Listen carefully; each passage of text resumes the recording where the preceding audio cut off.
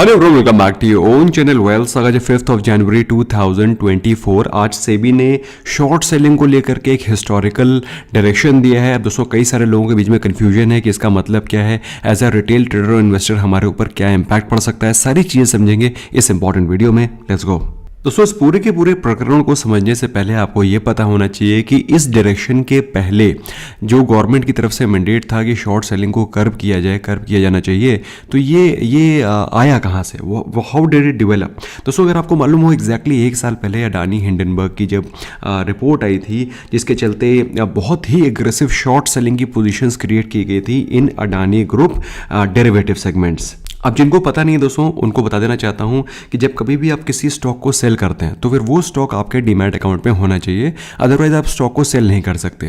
लेकिन future and option segment में आपके पास ये प्रावधान होता है कि आप अडानी एंटरप्राइजेस को पहले सेल कर सकते हैं और सेल करके उसको होल्ड कर सकते हैं। अडानी एंटरप्राइजेस के फ्यूचर्स को आप सेल करके पोजिशन को क्रिएट कर सकते हैं और उसको होल्ड कर सकते हैं फॉर अप टू 3 मंथ्स। और दोस्तों अडानी एंटरप्राइजेस में शॉर्ट सेलिंग की पोजिशन को क्रिएट किया गया था, जिसमें कि अडानी एंटरप्राइजेस के फ्यूचर्स को पहले ही सेल कर दिया गया था, that is the price of around 4000। और जब वो गिर करके स्टॉक चला गया 900 रुपए के प्राइस पे, तो 4000 पे उसको जो सेल किया गया था उसको कवर किया गया एट द प्राइस ऑफ 900, मतलब 3100 रुपए का प्रॉफिट हुआ था पर लॉट। एक और भी तरीका होता है शॉर्ट सेलिंग करने का कि आप पुट बाय कर सकते हैं। दोस्तों उस समय 1000 रुपए का अडानी एंटरप्राइजेस का जो पुट था, that was just trading at ₹2। और दोस्तों आपको मालूम होना चाहिए, आपको जानकर के हैरानी होगी कि सिर्फ 10 दिनों के अंदर अडानी एंटरप्राइजेस का शेयर 4000 के प्राइस से गिर के पहुंच गया था 900 रुपए पे, और जो पुट का प्राइस था that had risen from ₹2 to as high as 5000 rupees. अब दोस्तों ये बात तो आप लोग जानते हैं कि फ्यूचर एंड ऑप्शंस में काम करने के लिए आपके पास बड़ी कैपिटल की रिक्वायरमेंट। अगर आप फ्यूचर को सेल करते हैं एक लॉट, तो फिर आपके पास 1 लाख से ज़्यादा की कैपिटल होनी चाहिए। तो सिंपल सी चीज़ है दोस्तों, ये जो काम है ये बड़े प्लेयर्स का है, इंस्टीट्यूशनल प्लेयर्स का है, या फिर उन लोगों के पास जिनके पास पैसा काफ़ी ज़्यादा है। तो अब ये जो डायरेक्शंस आए हैं सेबी के, इसके मायने क्या हैं दोस्तों? इसके मायने सिंपल हैं कि मार्केट रेगुलेटर चाहता है कि कुछ बड़े प्लेयर्स मिलकर के मार्केट को रिग ना करें, रिटेल इन्वेस्टर्स का पैसा पूरी तरीके से वेस्ट ना हो। सिंपल सी दोस्तों, जब अडानी ग्रुप का शेयर 4000 रुपए के प्राइस से सिर्फ 10 दिनों के अंदर गिर के पहुंच गया 900 रुपए पे, तो आपको क्या लगता है किसने पैसा बनाया होगा? सिंपल चीज़ है, अगर एज ए इन्वेस्टर अगर आप अडानी ग्रुप के स्टॉक को होल्ड कर रहे हैं तो आपका शेयर डेली ब्लीड कर रहा है, आप कुछ कर नहीं सकते। You can not help it. 4000 रुपए का शेयर आप डेली गिरते हुए देख रहे हैं, you can not make money, क्योंकि आप अडानी ग्रुप के शेयर को तभी सेल कर सकते हैं जब वो स्टॉक आपके डीमैट अकाउंट में होगा। या फिर कभी कभी क्या होता है कि कुछ बड़े बड़े इंस्टीट्यूशनल इन्वेस्टर्स या फिर बड़े बड़े इंस्टीट्यूशंस मार्केट में सडनली कोई नेगेटिव न्यूज़ डाल देते हैं। पहले ही सेलिंग की पोजीशंस को क्रिएट करके बैठे होते हैं वो लोग, और कोई पैनिक वाली न्यूज़ एकदम से डाली जाती है, रूमर डाला जाता है, और by the end of the day वो अपनी पोजीशन से एग्जिट कर जाते हैं और पूरा का पूरा मुनाफा वो लेकर के चले जाते हैं।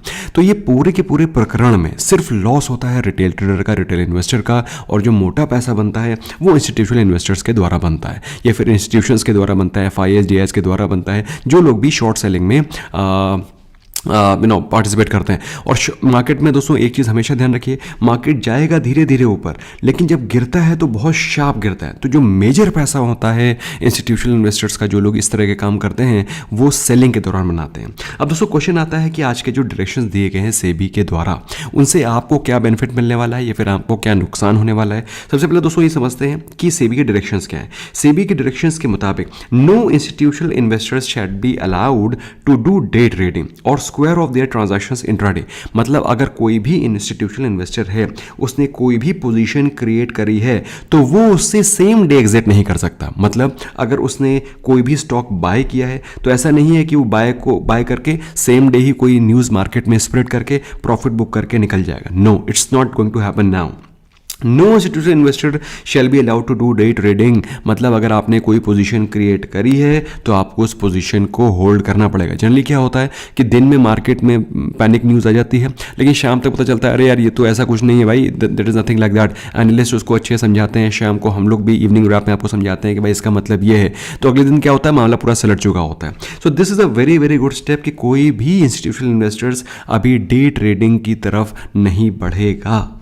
इसके अलावा उन्होंने एक और भी चीज़ बोली दोस्तों। अब आपके दिमाग में एक और भी क्वेश्चन आ रहा होगा कि अगर ये इतना खराब है short selling future and option, तो इसको करते क्यों हैं? दोस्तों फ्यूचर एंड ऑप्शंस एक्चुअली बने हैं आपके पोर्टफोलियो को हेज करने के लिए। जिनका मल्टी बिलियन का पोर्टफोलियो है, उनको अपनी पोर्टफोलियो को हेज करने के लिए, सेफ रखने के लिए क्या चाहिए होगा? वो भाई नीचे के लेवल पे पुट बाय करके रखते हैं ताकि बाई चांस मार्केट गिरे तो वो पुट उसको संभाल ले, है कि नहीं? उसका अपने पोर्टफोलियो का 1 या 2% का इंश्योरेंस करके रखते हैं। सो दोस्तों ये एक बहुत ही इंपॉर्टेंट चीज़ होती है, लेकिन इसको लोगों ने सिर्फ एज अ गैम्बलिंग बना लिया। लेकिन इसीलिए दोस्तों फ्यूचर एंड ऑप्शंस को बंद नहीं किया गया है। SEBI has given the directions कि all stocks that trade in future and options are eligible for short selling. Short selling के लिए एलिजिबल हैं, लेकिन कोई भी स्टॉक में जिसमें फ्यूचर एंड ऑप्शंस ट्रेड होता है उसमें नेकेड ट्रेड नहीं लिया जाएगा। अब आप मुझसे पूछेंगे कि नेकेड ट्रेड न लेने का मतलब क्या है? भाई सिंपल सी चीज़ है, जैसे कि अभी आप क्या कर रहे थे कि अडानी एंटरप्राइजेस का आप फ्यूचर को सेल कर रहे थे।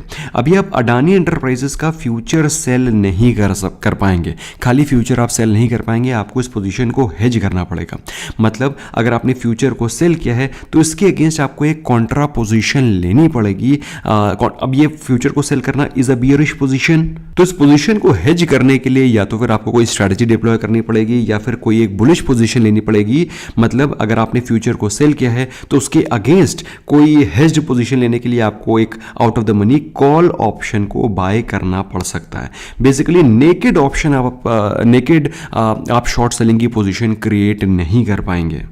So basically naked option selling आप नहीं कर पाएंगे। That is point number 1। Number 2, आप अगर बड़े इंस्टीट्यूशन इन्वेस्टर हैं तो फिर आप सेम डे अपने ट्रेड को बुक नहीं कर पाएंगे। अगर आपको शॉर्ट सेलिंग करनी है तो आपको पहले उसको डिस्क्लोज करना होगा कि भाई मुझे ऐसा लगता है कि इस स्टॉक के फंडामेंटल्स वीक हो रहे हैं, इस कंपनी के फंडामेंटल्स वीक हैं, इस कंपनी में गिरावट हो सकती है, इस कंपनी की सेल्स पुअर हो सकती हैं, जिसके चलते हम इस कंपनी में अपनी शॉर्ट सेलिंग की पोजीशन को क्रिएट करेंगे।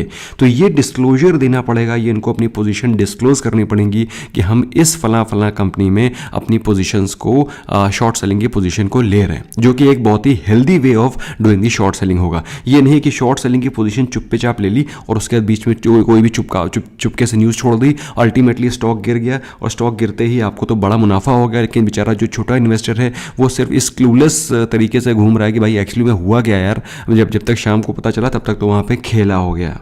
And last but not the least दोस्तों, जो तीसरा डिसीजन लिया गया है वो ये लिया गया है कि अगर कोई भी ट्रेड आपके अगेंस्ट जाता है तो उसका आपको प्रॉपर सेटलमेंट करना पड़ेगा, जिसके की डायरेक्शन स्टॉक एक्सचेंजेस को दे दिए गए। वैसे ये कोई नई चीज़ नहीं है, this something which was already existing. जो चीज़ नई हुई है वो ये कि कोई भी आप नेकेड शॉर्ट सेलिंग की पोजीशन क्रिएट नहीं कर सकते।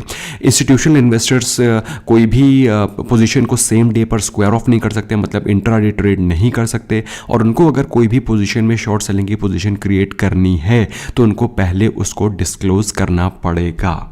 और जैसे कि मैंने आपको बताया दोस्तों, ये प्राइमरली हुआ था हिंडनबर्ग केस के बाद, जब मार्केट पूरी की पूरी शॉक हो गई थी कि निफ्टी 50 का स्टॉक अडानी बीजेपी पावर में रहते हुए अडानी ग्रुप का स्टॉक 4,000 रुपए से गिर के सीधे अगर 900 रुपए पहुंच रहा है। सो दोस्तों आप क्या समझते हैं? This is something which is very very unhealthy, और इस तरह की प्रैक्टिस फ्यूचर में ना हो। तो काफ़ी प्रेशर था मार्केट रेगुलेटर के ऊपर भी, तो उन्होंने बहुत ही इंटेलिजेंटली ये डिसीजन लिया है। दोस्तों जिनको भी ये कन्फ्यूजन होगा कि ये क्या था, उनके साथ आप शेयर कर सकते हैं। वीडियो अच्छा लगा, do not forget to smash the like button and do share with your friends. Until then, bye bye for now.